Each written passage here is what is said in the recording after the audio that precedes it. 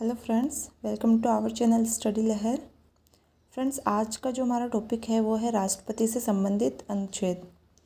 देखिए, मैं आज जो ये टॉपिक लेके आई हूँ ये इसलिए लेके आई हूँ क्योंकि आपने शायद नोटिस किया होगा कि अभी राजस्थान के जितने भी एग्ज़ाम हुए उसमें राजस्थान में पॉलिटिकल साइंस में जो सबसे ज़्यादा टॉपिक पूछा गया है वो राष्ट्रपति है। और राष्ट्रपति में भी जो सबसे ज़्यादा पूछा जा रहा है वो राष्ट्रपति से संबंधित अनुच्छेद ज़्यादा पूछे जा रहे हैं कि कौन से अनुच्छेद में क्या है, या राष्ट्रपति का निर्वाचन कौन से अनुच्छेद में है, राष्ट्रपति की योग्यताएं कौन से अनुच्छेद में है।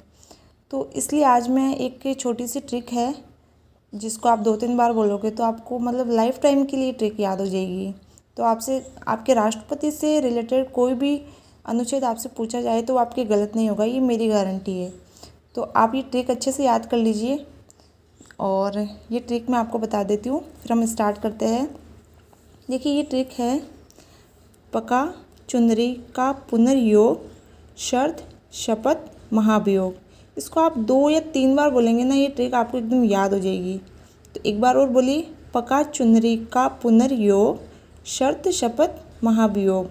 अब थोड़ा फास्ट बोल लीजिए, पका चुनरी का पुनर्योग शर्त शपथ महाभियोग। इसको आप 3 से 4 बार बोलेंगे ना, जितने में आपको ये ट्रिक बिल्कुल याद हो जाएगी। और ये बहुत इजी ट्रिक है, मतलब ऐसा नहीं है कि आपको कुछ अलग से याद रखना है, बस आपको सिंपल सी ट्रिक याद रखनी है, पका चुनरी का पुनर्योग शर्त शपथ महाभियोग। ठीक है, अब देखिए हम इसके एक एक वर्ड को लेकर और इसको आपको ट्रिक भी समझा देती हूँ। और बस आपको एक चीज़ याद रखनी है। आपको सबको पता है कि राष्ट्रपति के अनुच्छेद जो स्टार्ट होते हैं वो 52 से स्टार्ट होते हैं। ठीक है, तो आपको याद रखना है कि राष्ट्रपति कहाँ से स्टार्ट होता है, 52 से।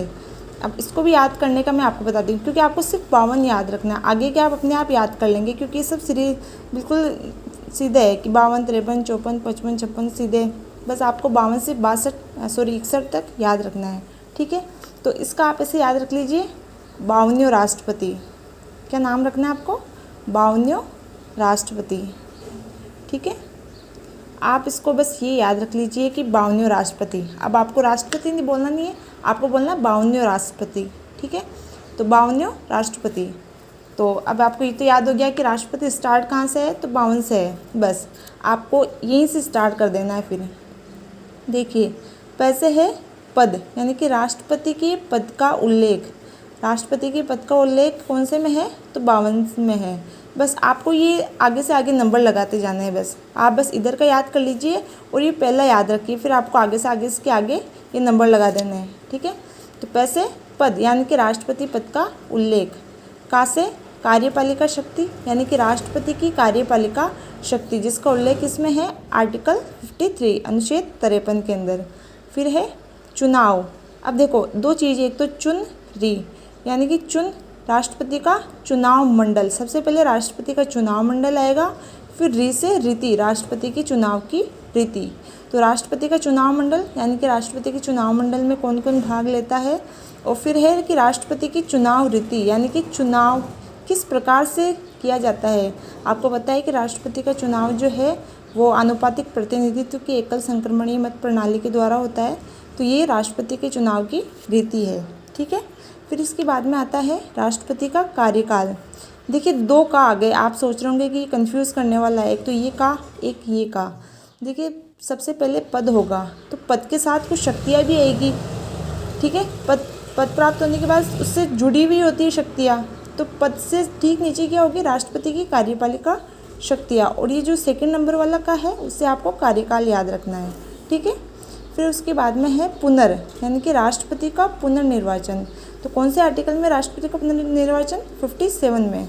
ठीक है, फिर है योग्यता, कि राष्ट्रपति पद के लिए कौन कौन सी योग्यताएं होनी चाहिए राष्ट्रपति के अंदर, कि वह भारत का नागरिक हो, वह 35 वर्ष की आयु पूर्ण कर चुका हो, और वह लोकसभा का सदस्य बनने की योग्यता रखता हो। ठीक है, उसके अलावा वह किसी लाभ के पद पर ना हो। तो ये सभी उसकी योग्यताएं हैं। ठीक है, फिर उसके बाद में है राष्ट्रपति की शर्तें।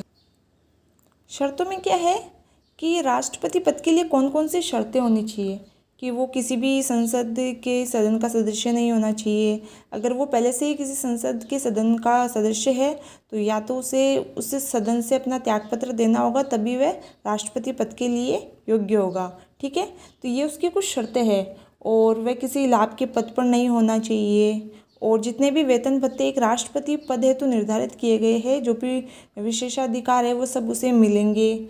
ठीक है, ये सारी चीज़ें हैं कि और उसके अलावा शर्तों में ये भी है कि जिस पदावधि के दौरान राष्ट्रपति अपने पद पर है, उस दौरान उसके वेतन और भत्तों में कोई भी कटौती नहीं की जाएगी। ठीक है, आकस्मिकताओं को छोड़कर, मतलब आपातकाल को छोड़कर उसके वेतन भत्तों में कोई भी कटौती नहीं की जाएगी। ठीक है, ये सब उसकी शर्तों के अंदर आता है।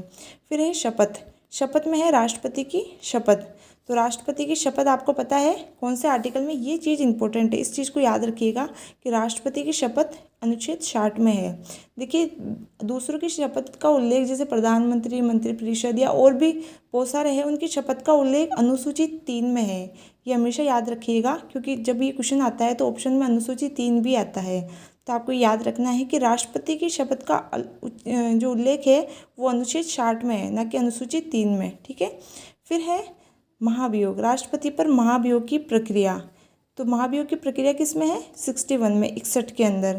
तो महाभियोग की प्रक्रिया में आप जानते होंगे कि राष्ट्रपति का महाभियोग जो संसद के किसी भी सदन में लाया जा सकता है, और 1/4 सदस्यों के द्वारा लाया जाता है, और 14 दिन पहले राष्ट्रपति को सूचना देना आवश्यक होता है।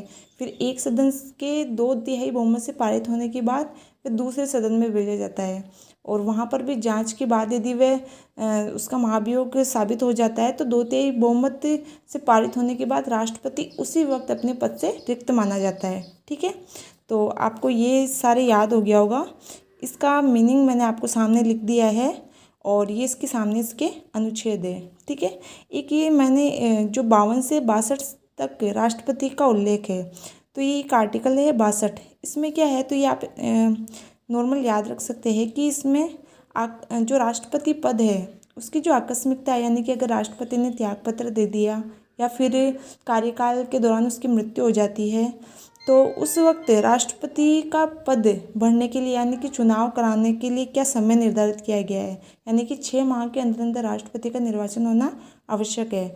और कौन व्यक्ति उसके रिक्ति को भरेगा, मतलब कि जब राष्ट्रपति पद पर नहीं हो तो उसका पद कौन संभालेगा जब तक कि दूसरा राष्ट्रपति नहीं बन जाता। तो आपको पता है कि उपराष्ट्रपति संभालता है, यदि उपराष्ट्रपति भी नहीं हो तो सर्वोच्च न्यायालय का मुख्य न्यायाधीश संभालता है। ठीक है दोस्तों, आई थिंक आपको ये वीडियो पसंद आया होगा। अगर आपको ये वीडियो पसंद आए तो प्लीज़ इसको लाइक और शेयर करना ना भूलें, और प्लीज़ मेरे चैनल को सब्सक्राइब कर लें ताकि मैं और भी कोई वीडियो डालूँ तो आप तक नोटिफिकेशन पहुंच जाए। और ये जो ट्रिक है इसकी मैं PDF या जो भी फ़ोटो है वो आपको मेरे टेलीग्राम चैनल पर मिल जाएगी, जो इस चैनल के डिस्क्रिप्शन में दिया हुआ है। ठीक है, प्लीज़ ज्वाइन।